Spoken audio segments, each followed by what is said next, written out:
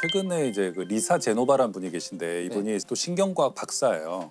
기억과 이제 뭐 이런 망각에 대한 책을 많이 쓰시는데 이분이 이제 테드라는 토크가 있잖아요. 강연 시리즈. 거기 나와서 이제 한 것인데 거기 보면 이런 만약 당신이 85세까지 살아 있다면 둘 중에 하나다. 알츠하이머거나 그러니까 치매거나 아니면 그를 돌보는 사람일 것이다. 알츠하이머는 비교적 이제 근대에 발견된 질병입니다. 그래가지고 그분 얘기를 좀 하고 싶은데 독일의 그 프랑크푸르트 근처에 아우그스테 디라는 어떤 여성이 있어요. 51세 여성이에요. 이 여성이 1901년에 갑자기 남편을 간통으로 고소해요. 근데 남편은 이제 칼이라는 사람인데요. 아주 칼 같은 분이죠. 아주 칼 같은 분이죠. 예.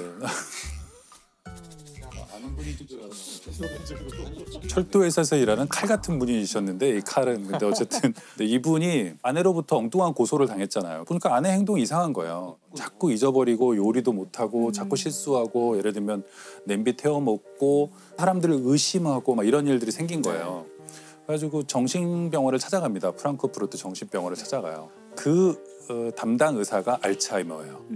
알츠하이머 의사 박사. 이름이에요? 예.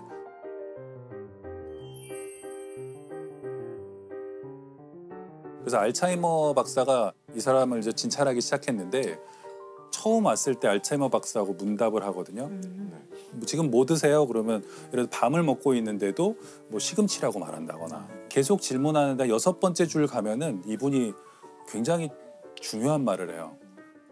저는 저 자신을 잃어버렸어요. 이렇게 얘기해요. 그 뒤로 계속 그 말을 해요. 나는 나 자신을 잃어버렸다고.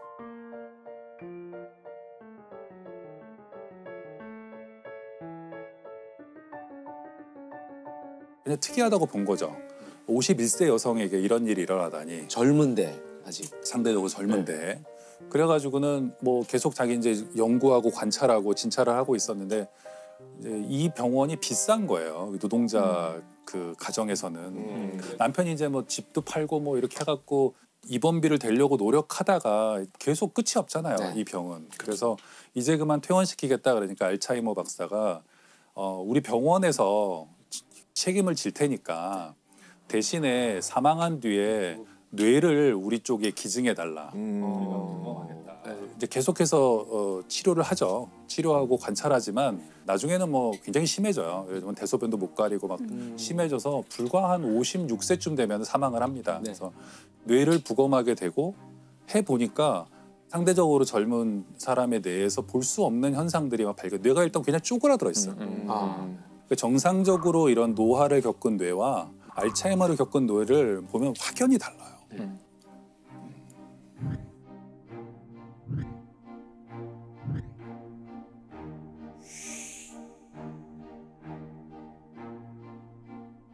그래가지고 그걸 학계에 보고하게 되고 그래서 학계에서 이제 그걸 처음으로 늙음의 자연, 노화의 자연스러운 과정이 아니라 질병일 수 있다고 이제 판단을 했대요.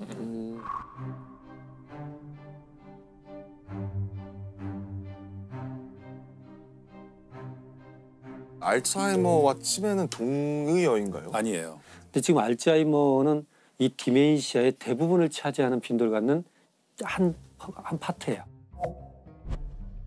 그러니까 술 많이 먹어서도 치매가 올 수 올 있는 수 있고 거잖아요. 교통사고로도 올 수 있고 혈관 뭐 뇌졸중으로도 올 수도 있고 여러 가지 있어요. 디멘시아 증상을 보이는 것 중에 대부분이 노인성에서는 알츠하이머 디멘시아 이렇게 되는데 왜 아직까지 그 말씀하신 대로 본질적인 진보가 이루어지지 않은 건가요? 알츠하이머 관련해서. 실은 이건 나이를 먹으면서 세포는 재생도 되고 네. 또 파괴도 되고 그러잖아요. 실은. 근데 유일하게 신경세포는 재생이 안 돼요.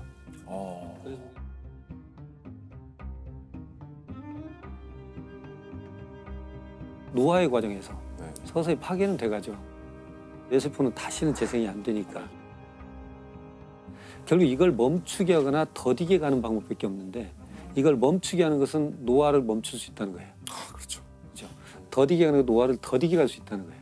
그러니까 이건 현대과학의 마지막 숙제죠. 우리나라도 제가 통계 말씀드렸지만 10년 동안에 224%가 늘어났다는 것은 앞으로 굉장히 기하급수적으로 늘 수 있다는 걸 의미하고 수명은 점점 길어지니까요. 그리고 자료를 보면 미국에서 정부와 기관들이 암의 치료와 예방에 투입하고 있는 예산의 10% 정도만 이제 알츠하이머 이쪽으로, 치료에 투입하고 있거든요. 그리고 미국에서 자료를 봐도 암 환자를 케어하는 것보다 이 알츠하이머를 비롯한 치매 환자를 케어하는데 훨씬 더 많은 비용이 들어가요. 예, 이걸 자연스러운 노화로 봐서는 안 된다. 이것은 분명히 질병이고 좀 더 우리가 신경을 써서 이걸 찾아야 된다. 찾아낼 수 있다고 믿어야 된다. 저는 지금 분명히 믿는 사람들이 어디 있을 거라고 생각해요. 제가 또 하나 말씀드리고 싶은 것은 많은 사람들이 치매를 자꾸 기억의 문제로만 생각하세요. 아, 네, 그렇죠. 과거의 기억을 잃는다고 생각하잖아요. 과거를 잃는다고 생각하는데 가장 먼저 잃어버리는 건 미래예요. 멈춘 거죠. 끝이죠 뭐. 뭘 해야 할지를 몰라요. 뭘 하려고 했는지를 몰라요. 계획을 세울 수도 없고 내가 여기 왜 들어왔지? 내가 오늘 저녁에 뭘 하기로 했는데 안 해요. 이렇게 되기 때문에 미래가 없어지는 거예요. 그 치매를 기억의 문제로 저희가 인식하게 된 건 미디어의 영향이 큰 것 같아요. 그렇죠. 왜 자기 뭐 아버지를 못 알아보고 아들을 못 알아보고 그 주변 사람에게 큰 충격이어서 그런 네, 건데 그런- 저는 근데 좀 관점을 바꿀 필요가 있다고 생각하는 게 그 알츠하이머나 이런 다른 치매를 겪는 분들의 내면에 좀 집중할 필요가 있다고 생각해요. 그들은 기억의 문제보다 이제 저는 감정이 중요하다고 생각해요. 그러니까 기억을 잃어도 감정은 있거든요. 그들이 늘 겪는 문제는 여기가 어딘지 모르겠다는 거야. 그리고 늘 집이 아닌 엉뚱한 곳에 끌려와 있다고 생각하고 정말 끝없는 불안과 두려움. 근데 그들이 가장 강렬하게 느끼는 감정이 뭐냐면 집에 가고 싶다는 거예요. 우리가 좀 힘든 일이 있거나 좀 고통스러운 일이 있으면 빨리 집에 가고 싶다고 하잖아요. 집에 가고자 한다는 열망, 욕망 이런 것은 욕구는 인간의 굉장히 원초적인 건데 이들은 거의 한 길게는 8년에 10년 동안 낯선 곳에 이유 없이 와 있다고 생각하고 이들이 겪는 어떤 감정적 고통이나 이런 걸 좀 생각했으면 좋겠고 제가 여기 가장 대표적인 예로 늘 드는 게 그런 거예요. 가짜 정류장이라고 독일의 düsseldorf의 한 요양원에서 노인들이 있는 요양원이죠. 요양원에서 가짜 버스 정류장을 만들어요. 많이 행방불명되는 게 치매 노인들이 집에 가고 싶잖아요. 노인들이. 그래서 왜 자꾸 집을 나가시지 않는데 그 집은 집이 아닌 자식들에겐 집이지만 그분은 집이 아니라는 거죠. 그래서 진짜 집에 가겠다고 나섰는데 갈 수가 없죠. 요양원에서도 그런 일이 일어나니까 그 가짜 버스 정류장을 만들면 이분들이 헤매다가 버스 정류장에 가서 앉아 있어요. 그러면 요양원 직원이 가서 Did you ever take a bus? Have you ever taken a bus? 오늘 버스가 좀 안 오는 것 같은데 잠깐 들어가셨다가 나중에 다시 나오자고. 그러면 그분들이 들어가요, 순순히. 일단 한번 가려고는 했잖아요, 집에. 네네. 그리고 왜 나왔는지도 좀 잊어버린 분들이 많이 있고 돌아가서 주무시는 거예요. 이게 굉장히 성공적이었던 거예요. 그래서 유럽 전역의 이 그 시니어 요양원들에 이게 생겼어요. 다시 알츠하이머 얘기로 돌아가자면 김영하 작가님이 또 알츠하이머로 소설을 쓰셨어요. 맞아요. 살인자의 옛날에 하나 기억법. 썼죠. 2013년에 살인자의 기억법 쓰고 네.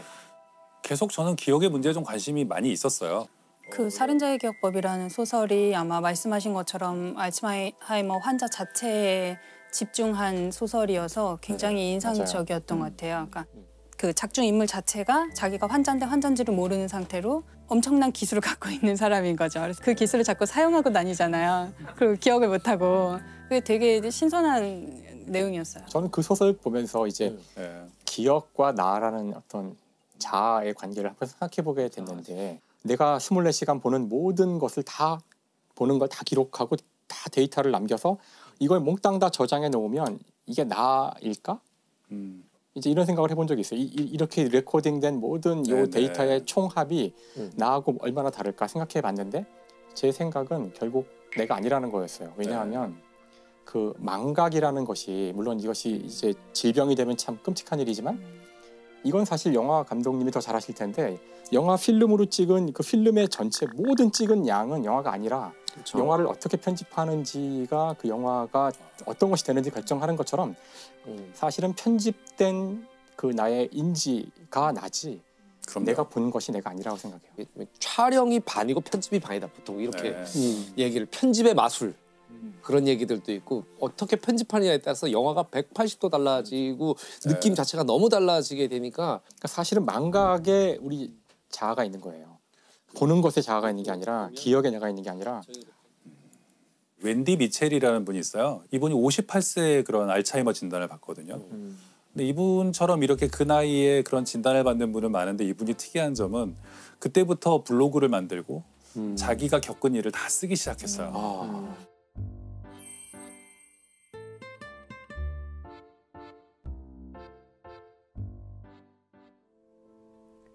I write a daily blog called Which Me Am I Today? As my memory fails me more, so the blog has become a place where I can save all those special memories of events, thoughts and feelings.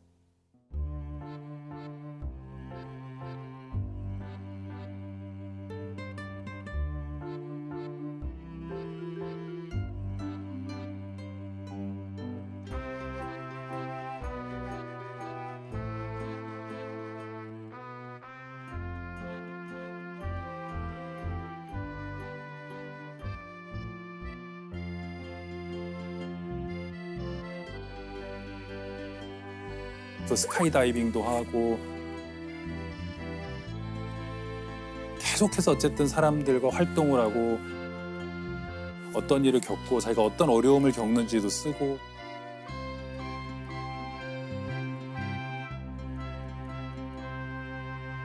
막 이러면서 책을 벌써 2권이나 내셨어요. 대단한 집념이시네요. 예, 그분 책을 보면 알 수 있어요. 우리가 알츠하이머 진단을 받은 사람들이 에겐 단계가 있고 그리고 어떤 단계에서는 어느 정도 기능을 충분히 할 수 있고 감정이 살아있다. 그리고 어쩌면 감정은 굉장히 우리가 그들이 감정을 표현하지 못하는 어떤 단계를 지나서도 남아있을 것이라고 추정할 수 있어요. 그 블로그는 계속되고 있는 건가요? 지금도 살아 계세요. 아직 살아 계시고 나중에 뭐 알츠하이머 무슨 협회 뭐 이런 데서도 굉장히 중요한 역할을 하고 계세요. 자폐의 역사도 보면 제가 의학사 읽는 거 좋아한다 그랬잖아요. 근데 자폐 역사도 보면 어느 시점이 되면 자폐인들이 스스로에 대해서 발언하기 시작하거든요. 우리도 감정이 있고 우리도 권리가 있다면서 쓰기 시작하면서 많은 게 바뀌거든요. 네. 근데 알츠하이머나 이 치매는 이상하게 그런 사람들이 별로 없었어요. 그런 글이 많지 않은 이유가 처음에는 본인이 잘 부정하려고 할 것 같아요. 아 그럼요. 본인이 그 병에 네. 그럴 것 같아요. 상태가 심하지 않을 때는. 내가 설마 알츠하이머겠어? 약간 좀 깜빡깜빡하는 거지? 뭐 이렇게 생각해서 상당히 진행이 될 때까지 인정하지 않으려고 하지 않을까. 그 의학사를 이렇게 보면요. 환자들도 굉장히 중요한 환자들이 꽤 있습니다. 그래서 보면은 자기 병과 맞서 싸우고 그걸 기록하고 세상에 알리고. 근데 이분은 제일 먼저 이제 딸이 둘이 있는데 딸들을 내보내요 집에서. 자기 혼자 이제 살기로 하고 거기에 맞춰서 삶을 이렇게 조직하고. 이게 어려운 일이었을 것 같은데. 예, 보통은 이제 의지하려고 하는데 그러면서 이 자기가 이걸 기록하는 게 중요한 의미가 있다고 생각해요. 그래서 자기들도 아까 말씀드린 것처럼 감정을 가지고 있고 삶이 계속되고 있다. 우리가 이제 암에 걸린 분들도 자기가 암에 걸렸다는 얘기를 주위에 안 알리려고 하는 게 그때부터 모든 정체성이 지워져요. 그렇죠, 그렇죠. 네. 암 걸리신 분이 이렇게 되는 거예요. 암 환자 중에 하나. 암 환자 중에 하나예요. 그냥 이분이 뭘 하든 간에 맞아요, 맞아요. 이게 그 사람의 모든 정체성을 형성하는데 더더군다나 불치병인 알츠하이머 같은 경우에 이제 그 사람은 아무것도 할 수 없는 사람 이렇게 보기 때문에 자기의 존엄을 지키기 위해서 글을 쓰기 시작한 거예요. 너무 전사시네요, 진짜. 많은 경우 인간들이 글을 쓰는 어떤 이유는 극한 상황에서 자기 존엄을 지키기 위해서 쓰는 거거든요. 내가 인간이라는 걸 알리기 위해서 글을 쓰는 거예요. 안내 일기도 생각나고. 그렇죠. 예. 발병한 지가 꽤 됐는데 지금 현재 증상은 한 어느 정도일까요? 올해도 책이 나온 것 같거든요. 작년인가 올해에도 새 책이 나온 걸 봐서는 아직까지도 글을 쓰시는 것 같고. 대단한 의지시네요. 야, 자기의 기록을 한다는 것이 알츠하이머에 도움이 될 수도 있는 게 아닌가 이런 생각 네, 들어요. 그렇죠. 한편으로. 당연하죠. 그죠? 그 유명한 사례가 있어요. 어떤 수녀원에서 그 사례들 들어보셨을지 모르겠는데 수녀님들이 돌아가시면 이제 다 부검을 했대요.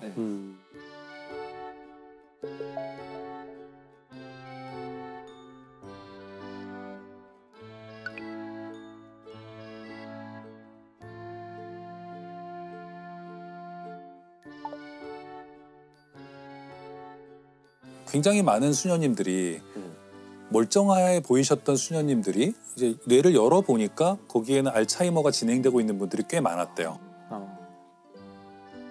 그랬는데 그럼 이분들은 왜 기도문 같은 것도 잘 외우시고 식사하시는데 문제도 없고 그러다가 돌아가셨지 봤더니 그 뇌라는 게 아까 말씀하신 것처럼 이호 선생님 말씀하신 것처럼 신경세포가 죽긴 하지만 우회로를 계속 찾거든요. 그래서 우리가 이렇게 뇌에 어떤 스트로크나 충격을 받더라도 처음에는 뭐 기억을 못 하더라도 복원하잖아요. 뇌가 다른 경로로 신경세포들이 뉴런들이 이어지는데 뭐 어떻게 복원하게 됐나 이제 가설이죠. 아직 정확한 원인은 모르니까. 그러니까 활발한 사회활동. 그러니까 수녀원이라는 데가 사회활동을 안 할 수가 없잖아요. 그리고 밥도 같이 먹어야 되고 혼자 늦잠 잘 수도 없고. 늦잠 잘 수 없고 규칙적인 생활을 해야 되고 대화를 해야 되고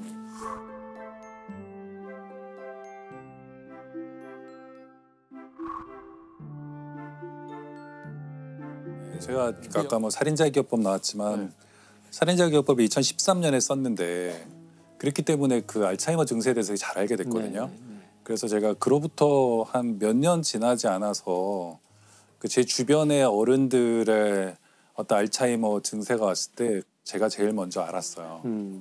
제일 먼저 알았고 그래서 이제 그 처음에 말씀하신 것처럼 다 거부해요. 그러니까 병원에 일단 안 가려고 그러시고 그러니까 이걸 납득시키는 게 너무 어려워요. 그래서 어느 정도 좀 정신이 좀 더 있었을 때 웬디 미첼의 초기 같은 그런 시기에 있었다면 뭘 하셨을까 좀 생각해 본 적이 있어요.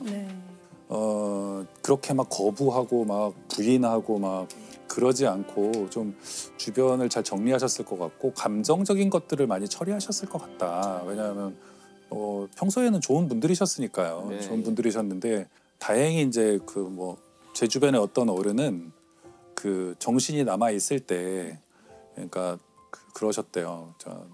그 자식이죠. 자식에게 뭐 사실 고맙다, 미안하다, 네가 참 애썼다. 그런 말을 남기시고 돌아가셨는데.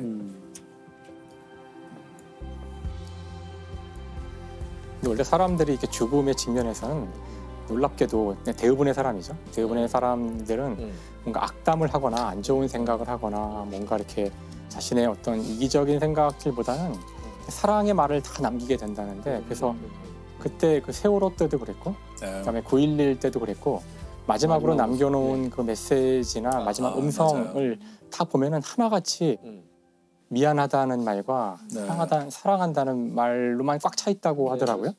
그러니까 이게 참 인간이 참 뻔한 말이지만 평소에 하면 얼마나 좋겠어요. 왜 꼭 죽기 전까지 남겨두나요? 김영하 선생님의 미래를 바꿀 인간. 아직은 나타나지 않은 그분. 그분을 기다리면서 이미 시작됐을 거라고 생각하면서 믿고 있습니다. 상당히 진전돼 있을 거라고 저는 믿고 싶습니다.